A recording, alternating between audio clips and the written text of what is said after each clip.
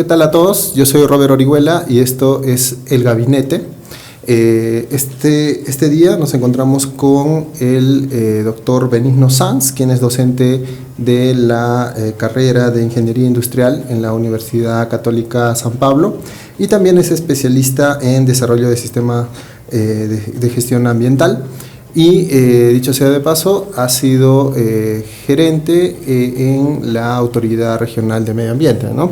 Muy buenas tardes, señor Sanz. Muchas gracias por su visita aquí al gabinete. Muchas gracias más bien por la invitación y qué bueno que velamos de estos términos de coyuntura que la gente dice que sucede, pero realmente no los termina de entender y terminamos teniendo problemas como los de ahora, por ejemplo, ¿no? Sí, efectivamente, esta vez vamos a conversar con el doctor sobre este tema de cambio climático, ¿no? Y los últimos hechos que estamos viviendo en el país, primero aquí en el sur y en Arequipa, sobre todo con estas fuertes lluvias que se han presentado en la Sierra Media, en la parte de Camaná, ¿no? En Secocha, más exactamente, y luego en el norte con el ciclón Yaku, que ha causado muchos estragos y que incluso ha llegado hasta Lima, que no es algo normal, doctor.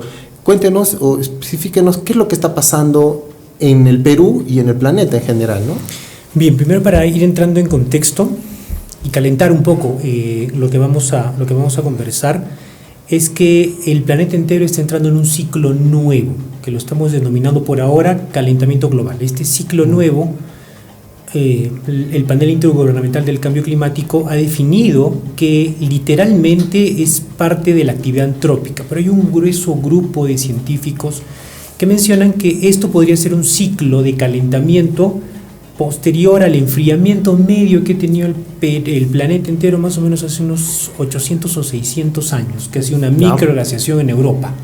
Entonces el clima fluctúa, la temperatura también, entonces tenemos este pico de calentamiento. Es una idea gruesa en la que se basan los países altamente industrializados para decir nosotros no tenemos culpa de estas emisiones, es parte del ciclo del planeta. Es que como no tenemos data, entonces literalmente estamos mirando ese camino como una opción para decir nosotros todavía podemos seguir extrayendo los recursos y preparándonos para este gran consumo y alternativo que debemos diseñar. Entonces es digamos que una culpa medio atrapado en la inocencia como humanos. El grueso del planeta dice no, somos nosotros y nuestras emisiones. Entonces, como vamos a calentar el planeta constantemente, este calentamiento que lleva más o menos 80 años de registro para nosotros, porque no hay más registro al respecto, está cambiando la dinámica del clima. Y esta dinámica del clima, bueno, es de influencia global. Literalmente, la dinámica del clima está asociada a todas nuestras actividades antrópicas. O sea, nosotros producimos gracias al clima, nuestro alimento está asociado a eso. El soporte de la alimentación humana, nuestra seguridad alimentaria es agricultura. Y eso depende de las actividades del clima. Pero no solamente estoy hablando de lluvia o estoy hablando de temperatura para que germinen las plantas que nosotros consumimos, sino para que haya migraciones de aves, migraciones de insectos que polinicen, la actividad productiva dentro de la microbiota del suelo termine fortaleciendo algunos cultivos y terminamos teniendo producción y alimentándonos. Asociado a eso, el gran consumo de recursos naturales, y para obtener estos recursos, como vamos cambiando los nichos ecológicos de las especies. El nicho ecológico es la función que tiene cada especie en el planeta. Esa función básicamente regula el ecosistema. ¿Cómo? Claro. Una especie, lo único que hace, el único trabajo de las especies, excepto los humanos, son dos: comer y ser comido. Y con eso ciclamos nutrientes. Es el único trabajo de las especies no humanas. El resto de especies vivas de la biota del planeta tienen que comer y ser comidos, y con eso ciclamos nutrientes. Los humanos han cambiado esa dinámica. Entonces sacamos nutrientes o materia prima o recursos naturales de lugares e impedimos de comer y ser comido, y esa dinámica de entrega de nutrientes y disponibilidad de recursos varía. Vamos sumando eso alrededor de las ciudades porque es la forma de extracción, y vamos abordando más hacia alrededor de las ciudades, más lejano al núcleo urbano. Entonces cada vez demandamos recursos. Somos un planeta grande, pero no un planeta totalmente rico. Los humanos pueden consumir muchas cosas, fabricar, miren, los micrófonos, el plástico de esto, pero el alimento no. Entonces nosotros estamos convirtiendo esa extracción de recursos y esa dinámica la estamos rompiendo. Y esa es la seguridad alimentaria que estamos afectando, más nuestro alto consumo, nuestro desperdicio. Hay algunos artículos que mencionan que alrededor del 40% de la producción orgánica la terminamos desperdiciando. Se nos pudre en la refrigeradora, se desperdicia en la cadena de distribución, o no es apto para el consumo porque el consumidor, nosotros mismos, le vemos algún defecto y eso termina botándose. ¿Puedes creer que casi la mitad de lo que producimos termina en la basura? Y ni siquiera ese nutriente se va a recuperar en el suelo. Lo confinamos en un bote de basura o en un relleno sanitario, en el mejor de los casos. Un microfilm plástico, un geotextil, y ahí está toda la basura. Y ahí está todo el orgánico. Entonces todo ese nutriente que se depositó en ese fruto, que la naturaleza tuvo mucho que intervenir para llegar a eso, lo tenemos confinado allí. ¿Y? Ya no retorna al sistema. Entonces, ¿qué hacemos? Seguimos afectando el planeta. Y eso lo hemos llamado manejo ambiental de los residuos sólidos. Y todas estas actividades son lo que están afectando al planeta en sí, ¿no? Sin embargo, Perú, de acuerdo a algunos estudios que se han realizado, solo aporta el 1% al calentamiento del planeta, ¿no? ¿Qué países son los que aportan más y son justamente esos países los que niegan el calentamiento global como una consecuencia de la actividad humana, sino que dicen que es un ciclo desde la Tierra, ¿no? China, por ejemplo. China es el mayor productor de gases de efecto invernadero. Estados Unidos, el segundo gran productor. Toda la parte de Europa, con esos países desarrollados. Canadá, Australia. La URSS, bueno, la URSS no, Rusia, son los que más problemas con calentamiento global tienen. Y esto promueve que en el clima se generen problemas. O sea, el calentamiento global, mucha gente dice, bueno, está elevándose la temperatura del planeta, claro, pero por ejemplo ahora, como el fenómeno del Niño, resulta que los vientos alisios que se desplazan de este a oeste se han invertido, y ahora el calor de la India y China viene acá, genera una gran masa de lluvias, porque eso trae mucha temperatura y mucha evaporación del mar, y eso genera muchas lluvias.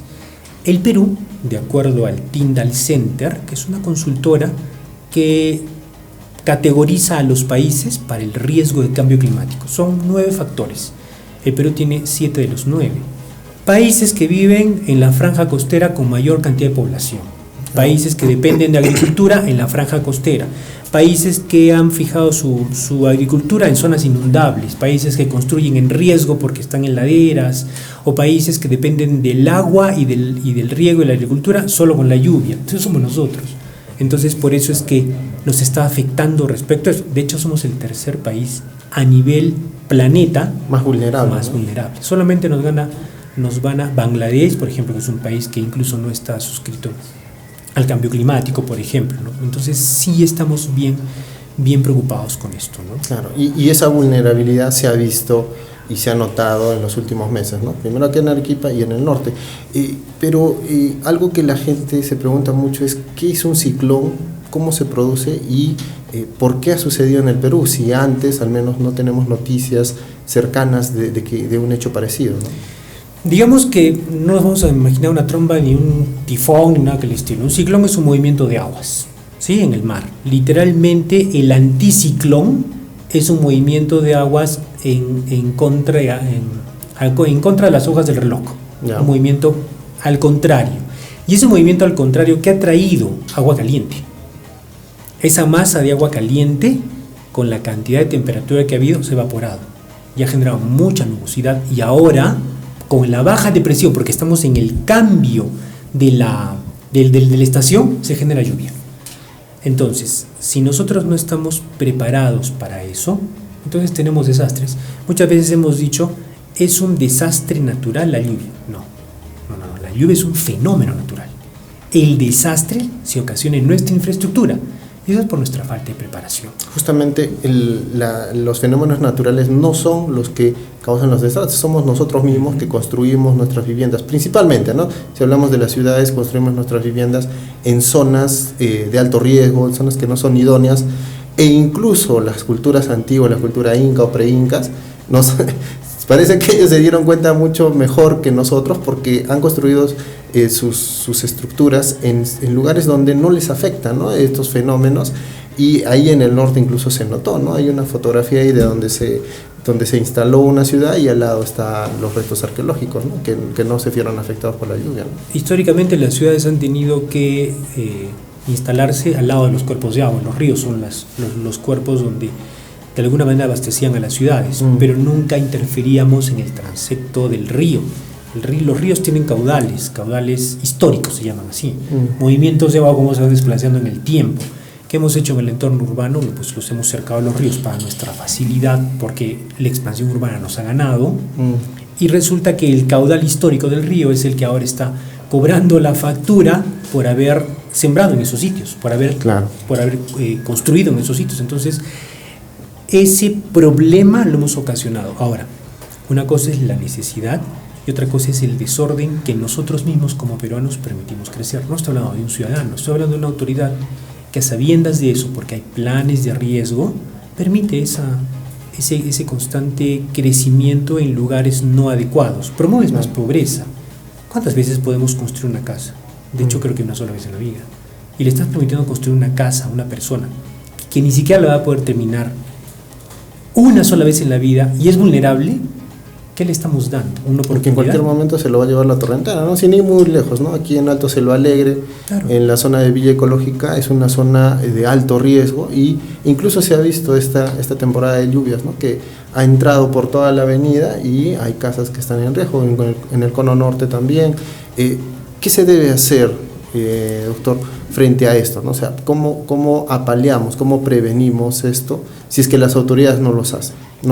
Bueno, lo primero es que ya estamos con el problema encima. O sea, ya ahora decir que se vayan, los reubicamos, han habido planes de eso. Majes y vosotros con sus problemas de infiltraciones en la carretera y la pérdida de ese territorio por el mar riego. En más de 10 años han aparecido nuevos propietarios por la venta de terrenos. O sea, genera mucha expectativa. Ya no podemos realizar esa alternativa. Reforzar las entradas para que no se caigan en esos lugares, sí, pero va a haber casas que van a tener que moverse y ese va a ser el problema. Escuchaba en un reportaje periodístico que les mencionaban a las personas: tienes que retirarte de acá porque estás en zona de riesgo. ¿Y qué hizo la persona? Le puso un fierro en su puerta como manera de puerta para evitar que entre el huaico, y decía el periodista: no me voy a mover, o sea, yo vivo acá cómodo en una casa, me quieren dar una casa de 80 metros en un departamento, yo no me voy a hacer. Digo, ¿hasta qué punto podemos como Estado permitirnos no intercambiarles con un trato justo? Y nosotros cómo también podemos permitirnos poner en riesgo a nuestras familias solamente por nuestra comodidad. Es bien fácil hablarlo, pero hay que trabajar esa historia. Además de eso, sí hay un plan para proteger todas las cárcavas naturales que invaden las ciudades. De hecho, hay inversión fuerte de protección de ello. Pero se llenan de basura, se colmatan de escombros, se extrae material de agregado de manera irresponsable, de tal manera que queda como un campo minado, y ese material extraído y esa tierra movida termina siendo un gran problema. Es más fácil que la lluvia lo arrastre. Claro. Entonces, ¿y ese manejo quién lo hace? ¿Manejo articulado o no? Lo que pasa es que el Perú tiene una gran transversalidad en la distribución de funciones. El gobierno central ha procurado que el menudo de las responsabilidades legales del nivel subnacional se divida y se prorratee eficientemente. Por ejemplo, en ruido, ¿quién monitorea el ruido? La municipalidad provincial. ¿Quién da las autorizaciones para que en las zonas urbanas haya restaurantes? La municipalidad distrital. Cuando hay un ruido de esos, vas a la municipalidad porque es la que regula y dice: yo no tengo nada que hacer, corre a hablar con la provincial. Y la provincial: yo no le he dado el permiso, el distrital le ha dado el permiso. ¿Cómo podemos permitir eso? ¿En qué cabeza hacemos esa distribución? Y lo llamamos descentralización, lo llamamos cualquier cosa. Y estamos en nosotros, porque nosotros no estamos entendiendo cómo funciona el Estado. El Estado tiene una administración muy compleja, muy compleja para poder resolverlo. Entonces, si exponemos al riesgo a nuestras poblaciones por estas condiciones de las que ya se sabe van a suceder, ¿por qué le estamos permitiendo? De hecho, debería haber denuncias penales por exposición al peligro para los alcaldes que dan esas autorizaciones. Por ahí están felices y contentos, reeleccionados incluso algunos, y nadie dice: yo fui el causante de la muerte de tu familia, o que pierdas la inversión, la única que pudiste hacer en tu casa, fui el único. ¿Por qué podemos estar teniendo ese conjunto de personas que deciden por nosotros sin la más mínima intención de entender cómo funciona ese método. No estoy diciendo que vaya y él estudie. Tantas universidades, tantos técnicos que pueden guiar, pero el proceso pues no lo hacen. Entonces, qué compleja decisión, ¿no? Ahora, ¿qué otros signos podemos estar notando nosotros los ciudadanos, la población, de el cambio climático, ¿no? Por ejemplo, el ciclón ha sido un signo grande, ¿no? de que algo está cambiando en el planeta, pero también aquí en el sur el año pasado se ha visto sequía, ¿no? O sea, mientras que por un lado vemos lluvias, ¿no? imparables, en otros lados también vemos sequía. ¿Qué es lo que está pasando? Esta aparente contradicción no lo es así, ¿no? ¿Cómo podríamos explicarle a la gente? Ya, es que tampoco podemos entender que todo es cambio climático. Por ejemplo, ahora estamos en fenómeno del Niño. El fenómeno del Niño es esta masa caliente que viene desde el oeste al este. Normalmente debería ser al revés. El viento debería irse hacia la India, hacia China, por ahí, pero ahora está regresando. ¿Listo? Por esta temperatura. Entre el trópico de Cáncer, el trópico de Capricornio ecuatorial, el norte y en el sur, los trópicos, toda esa masa caliente está ingresando a América. Y llega al Perú, literalmente choca con el Perú. Directamente. Pero cuando no estamos, y eso provoca un montón de lluvias, por ejemplo, en Estados Unidos, un montón de inviernos muy complejos y muy fríos en Europa, exceso de lluvias y calor en el Perú, son consecuencias típicas, eso ya está registrado. Pero cuando no estamos y zonas secas y superáridas y promoción de desierto, porque hay muy poca precipitación, en América del Sur también. Pero cuando no estamos en ese Niño, tenemos el fenómeno opuesto, que es la Niña. Entonces la Niña son vientos más fríos que se desplazan hacia de este a oeste y provocan también del Perú como para la India, para Asia, exactamente, ¿no? Y provoca esas condiciones. Entonces allí tenemos dificultades porque no hemos previsto eso. O sea, los sistemas de meteorología los conocen, solo hay que describirlos en algunos meses y ya sabemos en qué estamos. ¿Qué nos impide decidir sobre eso? Nada. ¿Pero por qué no lo estamos haciendo? Porque andamos votando mal. Seamos sinceros. ¿Sí? O sea, ya es un tema, no es un tema de que no haya estudios, sino que no hay ejecución de los... Claro. A ver, ¿por qué tenemos políticos que no tengan grados académicos? Porque se le puede permitir a una persona, no estoy diciendo que no pueda. ¿Quién responde por las preguntas? Una persona que solamente tiene quinto y secundaria, ¿podrá estar a la altura de una comisión técnica para poder desarrollar una ley? No creo. Entonces, eso es un gran problema. Ahora, si hablamos de cambio climático, eso es el tope en el que vamos a llegar. El panel intergubernamental del cambio climático ha dicho dos cosas. 2030, mantenemos la temperatura a 1.5 grados centígrados hasta ese momento y estamos en problemas. No hay punto de retorno, todavía podemos. Lo veo bien difícil porque seguimos consumiendo, porque no hemos desarrollado alternativas para dejar de consumir el petróleo y todo lo que genera gases de efecto invernadero. O la otra, que sigue incrementándose nuestros gases de efecto invernadero. No importa si la temperatura sube bajo o no. Si seguimos en ese nivel de producción porque demandamos más, va a llegar el 2030 y también vamos a estar en problemas. Ahora, no es digo eso, le digo a mis alumnos, no van a decir el 31 de diciembre del 2029, feliz año 2030 y feliz cambio climático. Arequipa lo está viviendo. Arequipa ya está en un proceso de cambio climático. No podemos decir que se está calentando, por eso es que tenemos nuestros nevados que ya no pueden mantener la nieve. Y eso lo ven, tal vez acá en la ciudad no lo notamos mucho, solamente nos quejamos de la lluvia, pero si vamos a los pueblos en la sierra de Arequipa, simplemente aquí en Papacolca, por ejemplo, ¿no? Yo estuve allí y hablé con la gente y ellos tienen miedo porque están viendo que todos los años cambian los ciclos de lluvia, ¿no? Contaban que hasta hace unos 20 años o 10 años incluso tenían lluvias que empezaban a fines de noviembre, que iban hasta marzo. Y en esa época ya sabían, o sea, ya siempre ese conocimiento ancestral, digámosle, ya sabían que venía la lluvia, entonces comenzaban a sembrar en noviembre, ¿no? Porque ellos no tienen esos canales y todo ello, y comenzaban a sembrar. Pero ahora siembran en noviembre, pero la lluvia no llega hasta enero, fines de enero, en febrero recién empieza a llover y esa siembra se pierde, ¿no? Y esa cosecha termina perdiéndose. ¿Por qué? Porque ya no hay esa temporada de lluvia. Y antes la temporada de señal se extendía hasta abril, pero ahora termina a fines de marzo, ¿no? Entonces ya no se sabe, ¿no? El clima, como dice la gente, está loco, no cambia mucho, varía mucho. Entonces, ¿qué se debe hacer? ¿Qué es lo que tienen que hacer las autoridades en ese caso, ¿no? Porque, como usted lo dice, ya es irreversible, no podemos hacer nada, lo que hay que hacer es apalear, ¿no? Y además que no depende de nosotros, tú lo has dicho, generamos el 1% de los gases. Los países industrializados son los que producen más y son los que están más preparados para esto, porque tienen buena infraestructura, porque tienen plata. O sea, pueden construir una casa con muy buenas cosas, pueden tener buenas defensas ribereñas. Además que no tienen los mismos riesgos que nosotros, ¿no? Exactamente. Porque en Estados Unidos es casi todo llano, ¿no? Hay pocas montañas y todo. En Europa también es casi lo mismo, ¿no? O sea, no tienen la misma preocupación que nosotros. Tenemos la cordillera de los Andes y todos los años estamos preocupados por los huaicos, ¿no? Y no solamente acá, sino también en el norte. Y ese gran problema debe entenderse como lo siguiente. Por ejemplo, estábamos en Castilla Media.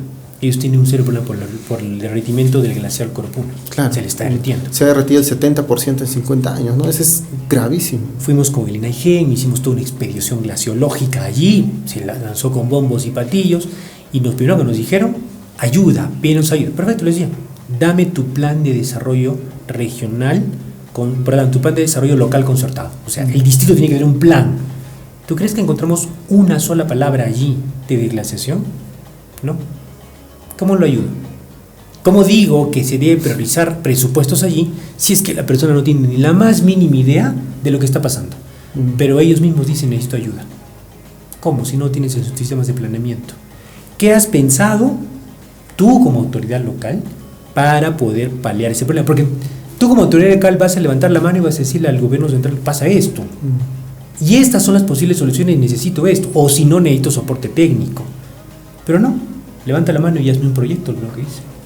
Y eso no funciona. Entonces, si nosotros como población no entendemos cómo funcionan estos fenómenos, entonces vamos a tener serios problemas para nosotros mismos poder entender nuestros planeamientos. Les he preguntado a muchas personas, ¿de dónde viene el agua de Arequipa? Me han dicho, de mi caño, de mi tanque de agua, de las represas, era la respuesta más sesuda para ellos.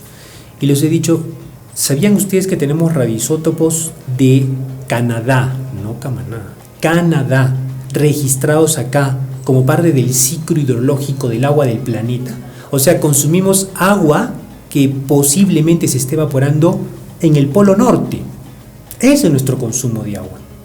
Entonces, ¿cómo nosotros vamos a estar pensando en Arequipa qué debo hacer para que llueva en mis represas si no puedo controlar eso? ¿Qué nos queda? Hacer actividades de resiliencia. ¿Cómo nos enfrentamos a esos riesgos? ¿Qué hacemos? De hecho, ahora tenemos un problema con el río Chili, ¿no? O sea, nunca ha crecido, sí que las represas están llenando lento, pero están llenando. Hemos asegurado la campaña. Este año, ¿no? Claro. Están llenando muy lento este año. Incluso con Doroma, ¿no? Claro. Hemos asegurado la campaña de este año, posiblemente la mitad del otro año. Y si el otro año no llueve, ¿qué hacemos? Nos echamos la cruz y seguimos en la historia. Debemos cuidar nuestros pozos de agua, del agua subterráneo. ¿Quién está seguro? La Bedoya. 20.000 pobladores de la parte alta de Paucarpata, bien, ¿eh? Consumen agua buena. ¿Y si falla algo? ¿Qué pasaría? ¿Cómo hacemos con esa agua? Más tenemos la mitad de la distribución, el 50% de la masa urbana de Arequipa está en el cono norte.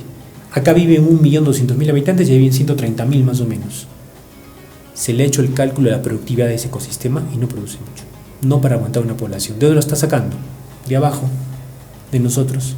Entonces todos esos recursos se están dividiendo en mayor cantidad. ¿Cómo manejamos eso? Es prevención, pero la respuesta previene. ¿Pero qué? ¿Qué vas a manejar? A ver, pregúntale a las autoridades de ahora. Me faltan proyectos para lo que se llama la siembra de agua en las partes altas, ¿no? O sea, cuidar los bofedales, los ojos de agua, y en cambio, en vez de cuidarlos, estamos promoviendo proyectos mineros encima de los ojos de agua, encima de los bofedales. Un proyecto de ley, o una ley que ya se dio en el 2017, que era la protección de las cabeceras de cuenca, hasta el día de hoy no se puede implementar, ¿no? Eso es algo increíble por presión de las empresas, de los lobbies mineros, ¿no? Tú conoces porque tú has revisado mucho de ese tema. Proteger las cabeceras de cuenca es muy bueno, pero están priorizados los intereses económicos. ¿Qué le decimos a las poblaciones? Canon, agua. ¿Qué dice la población? Canon. La población que no está bien enterada, ¿no? Hay Claro. poblaciones que lastimosamente La cabecera de Cuenca dice, la cabecera de Cuenca dice agua. ¿Nosotros qué decimos? Cano, ¿no? No y nos nosotros damos somos, cuenta. y nosotros somos los que decidimos. Claro. ¿Acaso ellos? ¿Dónde se Bien, doctor, ahora, un dato interesante que ha salido de la universidad es que todos los años, al menos no sé si esto esté correcto, todos los años la temperatura de la Tierra se está incrementando al menos en 1 a 1.5 grados, ¿no? Esto es grave, ¿no? Porque se nota, sí, hay días en los que sentimos mucha calor, pero ¿cómo va a afectar a la vida de la gente?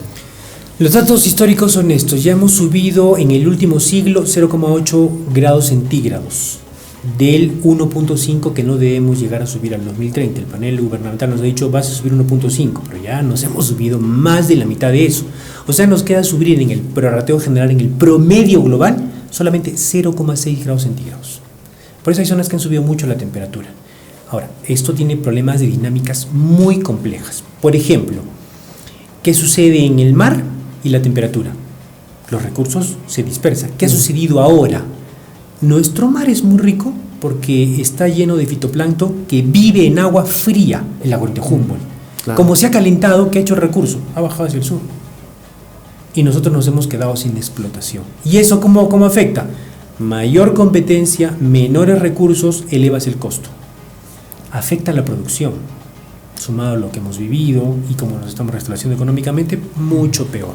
O sea, va a afectar, digamos, este calentamiento global va a afectar a nuestros recursos hidrobiológicos. Los peces, pescados que compramos en el mercado van a ser cada vez menores, ¿no? Exacto. Y más caros. Más caros. Además de eso, la gran cantidad de dióxido de carbono de la atmósfera, ¿qué está provocando? A ver, ¿te acuerdas cuando te ponían la mascarilla y de rato en rato te ardían los ojos? Claro, se calentaba un poco, ¿no? Claro. No. Lo que pasa es que el CO2 más el vapor de agua generada por tu saliva, generabas ácido carbónico. Y es lo que te hacía arder los ojos. Eso sucede a nivel del mar, mucha cantidad de CO2 y con la evaporación del agua el mar se está acidificando con ácido carbónico. Y eso está matando literalmente biota, que no puede vivir en un medio ácido. ¿Qué biota? No mata un enorme pescadote, sino mata las bacterias que son, o el fitoplancton, es lo que se alimenta el pescado en la cadena alimenticia y termina afectando recursos. O microalgas también, ¿no? El fitoplancton es una microalga. Así funciona. Entonces, eso es muy complejo para poder entender si lo pensamos en corto plazo. Además de eso, las fuentes de mayor productividad en el mar son los arrecifes de coral. La gran barrera de coral en Australia está afectada por temperatura. La gran barrera de coral por el lado de Hawái está afectada por temperatura. La barrera de coral afectada en Centroamérica están afectados por temperatura. ¿Por qué? Porque la dinámica de la temperatura ha cambiado. ¿Qué sucede? El alga que vive en el coral se muere y el coral queda pelado sin algas. Como no es capaz de mantener algas allí, va muriendo. Se lo comen otras especies, ¿no? Se lo comen o se deteriora y se muere, literalmente. Los procesos de eso se llaman blancamiento del coral. Las algas dejan al esqueleto, por eso se pone blanco, libre de su sustrato, porque el alga no puede sobrevivir a esa temperatura. Y se acabó. Y ese lugar está destruido. Justo ahí se produce la mayor cantidad de algas y microalgas y microanimales, microespecies, fitoplancton y zooplancton que hacen crecer todo el recurso hídrico, porque el mar es un gran desierto. No es que veamos mar y vamos a ir a peces por todas partes, no, la mayor parte del mar está todo vacío. Los lugares específicos donde pescamos donde hay mayor cantidad de alimento, el resto es casi ese. Todo cerca al litoral, ¿no? A los litorales, literalmente. Y acá en Perú tenemos pues todo un litoral muy rico, pero que se está todos los años afectándose por la corriente de Humboldt, porque nuestro mar es rico por esa agua fría. Ahora, ¿cómo le explicamos a la gente? Porque la gente piensa, ¿no? Bueno, 1 grado no parece nada, parece nada, pero 1 grado es mucho, ¿no? ¿Cómo le explicamos eso? Que es demasiado el incremento de 1 grado en todo el planeta. Claro, lo que pasa es que la gente está pensando, pero 1 grado, o sea, ya hace 16, 17 grados, no pasa nada. No. Tenemos tanta cantidad de temperaturas que si las promedias te va a dar pues 16.1111, pero imagínate todo lo que hemos cambiado para que en ese promedio subió 1 grado. Claro. Literalmente tienes una clase con 100 alumnos y De esos 100 alumnos, solamente 20 de esos sacan 20 y el resto saca de 12 para abajo. En el promedio tienes 12 o 13. ¿Qué dices? La clase está muy bien. No, 20 alumnos han mantenido y los 80 restantes están mal. Pero tú dices, bueno, la clase más o menos. Igual pasa en el promedio. ¿Te imaginas mover un grado a tantas temperaturas? Es como el examen de admisión de la San Agustín. Tantos climas, ¿no? Tantos climas. ¿No?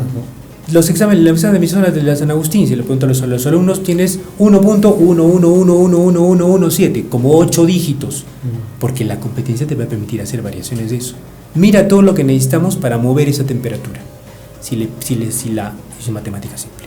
Si la población no entiende eso, ¿cómo le puedes decir que pueda de alguna manera tomar buenas decisiones?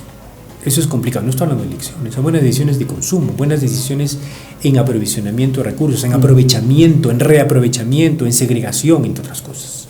Ahora, otro dato importante que sale también de la universidad es que por lo menos en 10 años no se asegura el recurso hídrico para aquí, para Arequipa, ¿no?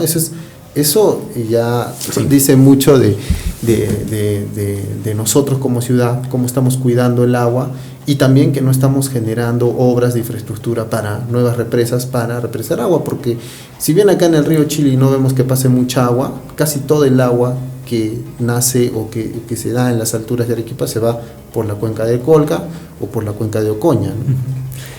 De hecho sí hemos producido, pero no hemos conflictuado.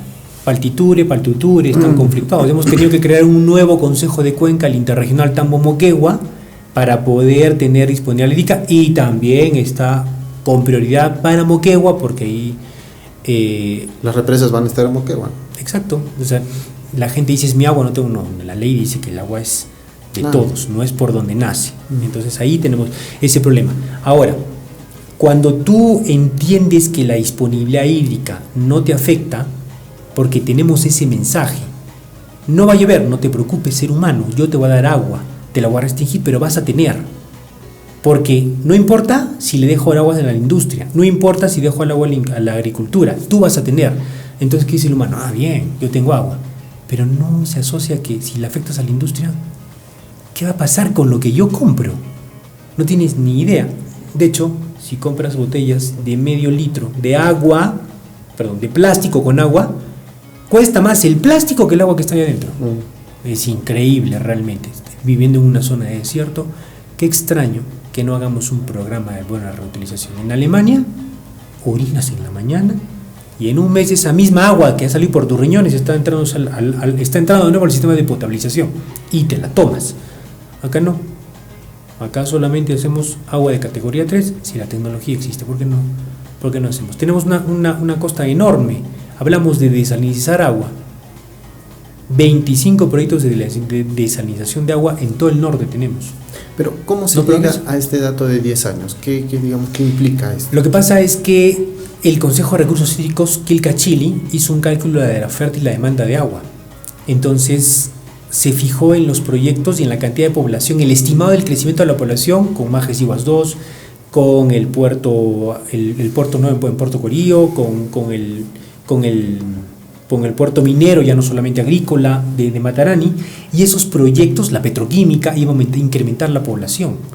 La población incrementada, ¿dónde? En el lado entre el mar y el batolito costanero. Entonces toda la quebrada de Guerreros, que es donde inicia el batolito costanero, es impermeable, y la población iba a crecer ahí. ¿Quién le va a dar agua? Nosotros. Entonces por eso es que en 10 años la disponibilidad hídrica va a tener serios problemas, no porque no llueva, podemos hacer muchos, y con eso se va a sumar ¿qué? La electricidad. Bien, pues bueno, ahora estamos con termoeléctrica también, porque de noche y el gas está quemando combustibles fósiles, pero a mayor cantidad de demanda eléctrica, ¿de dónde vamos a sacar la hidroeléctrica? Y no tenemos cómo.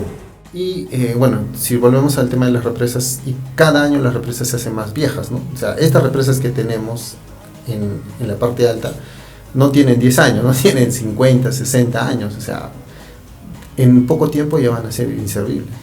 Y lo peor, no las estamos tragando, no las estamos limpiando. O sea, ¿te acuerdas del tiempo que Arequipa, el agua de Arequipa estaba horrible?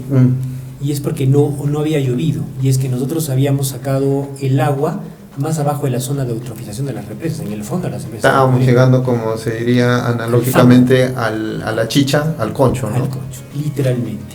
Y si no las limpiamos, que no se hace porque es bien costoso, esa capacidad de almacenamiento se ve disminuida porque se están literalmente llenando de lama las represas, no les damos un buen tratamiento.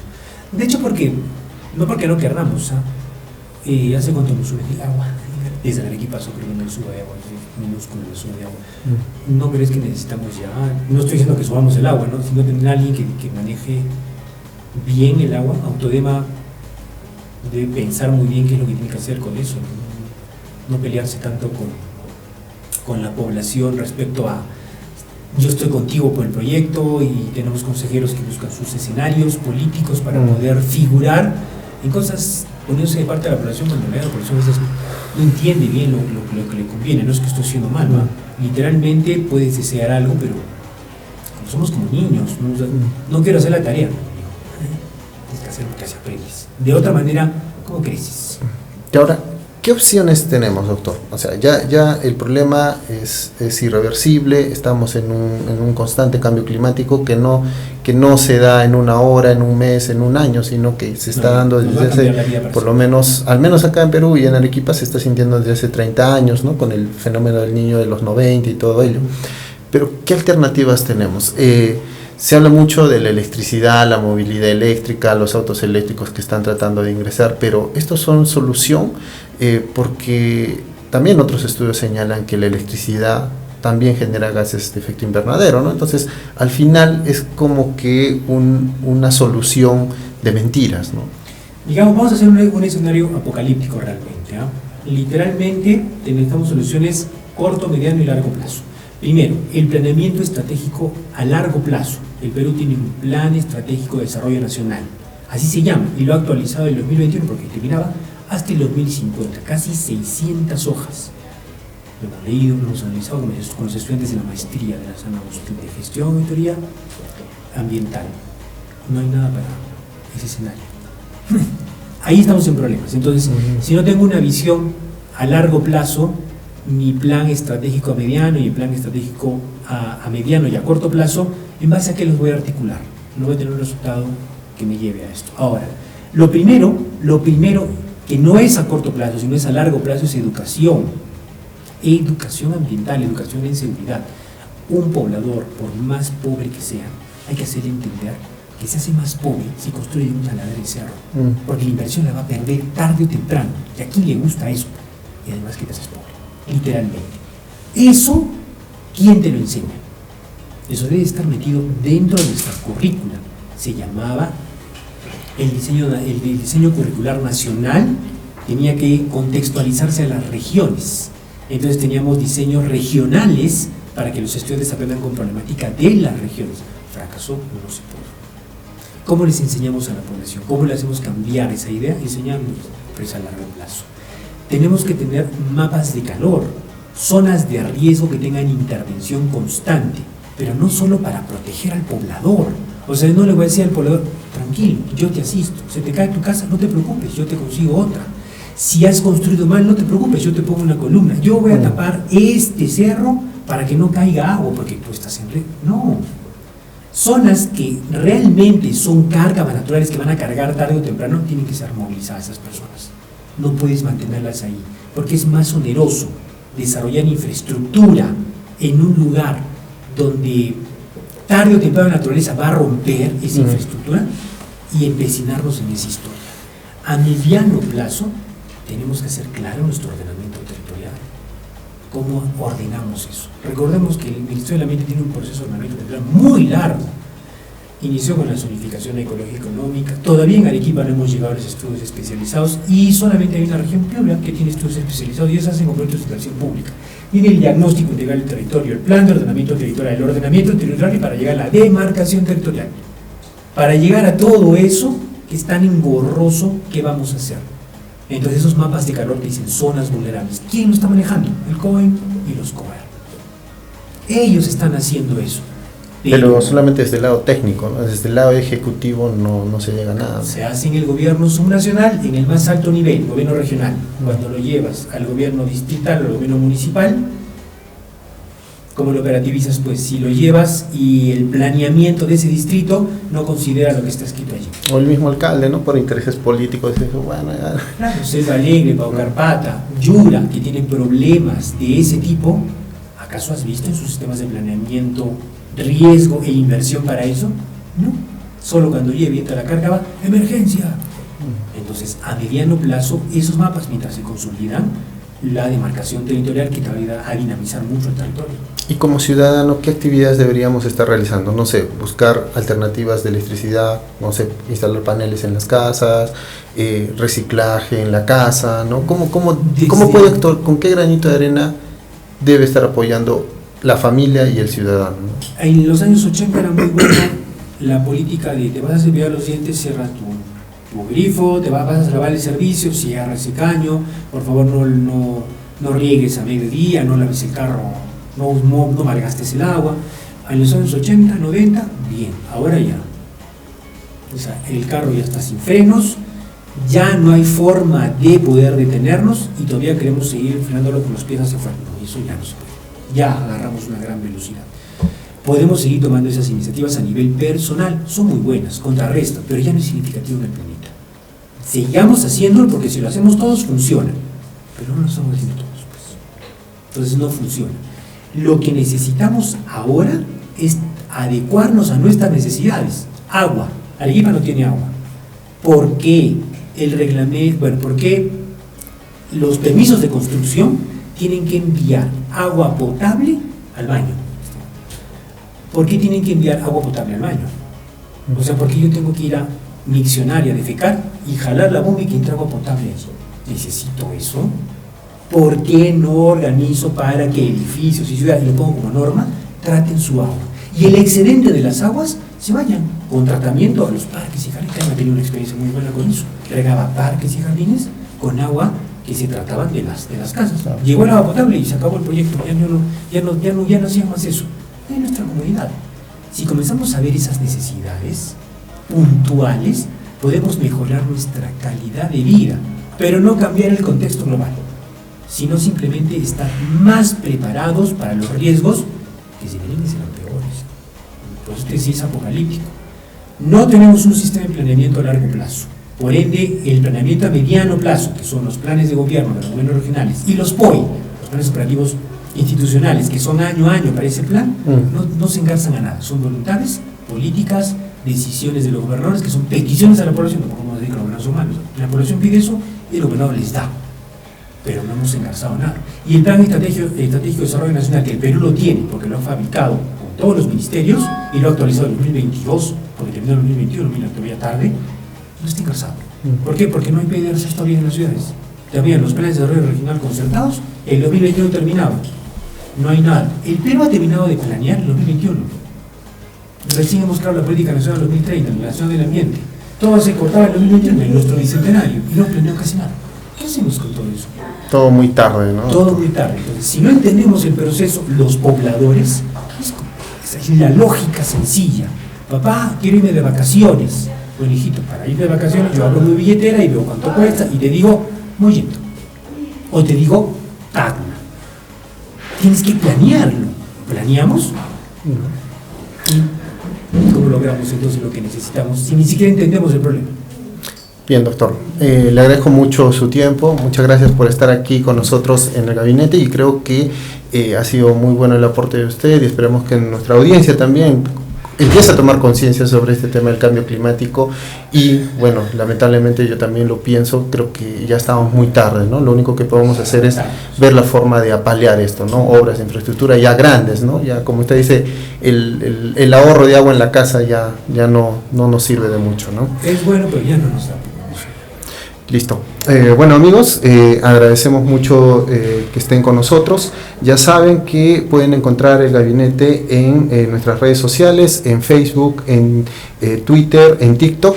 Y para ver este podcast, para escucharlo también completo, pueden ingresar a Spotify y también a YouTube. Agradezco mucho su audiencia y no sin antes nos despedimos agradeciendo a José Palomino, que es el productor de este espacio, a Ricardo Seminario, que es el jefe de redes, y bueno, personalmente Robert Orihuela, aquí como conductor, y al doctor esta vez por su presencia. Muchas gracias, doctor. Muchas gracias a ustedes y seamos conscientes con lo que hacemos, con nuestras decisiones, que realmente sí nos va bien, pero si lo hacemos todos en un solo lado. Si jalamos para todos lados, no avanzamos. Listo, muchas gracias. Hasta